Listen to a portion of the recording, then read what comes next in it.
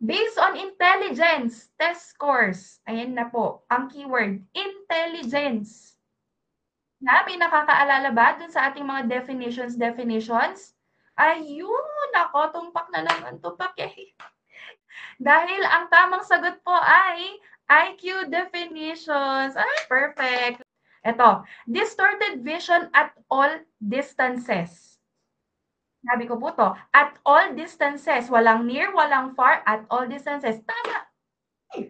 Very good po. Tumpakyahin na naman ng ating mga kasnet dahil ang tamang sagot ay astigmatism. Ay, ito.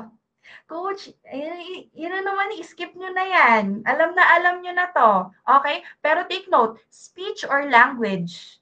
Okay? Speech or language expression issues. Ayun. Very good. Tamang-tama. Tumpakyahin na naman dahil ang tamang sagot ay dysphasia. Okay, very good. Kapag dyslexia, alam naman natin na sa reading yon.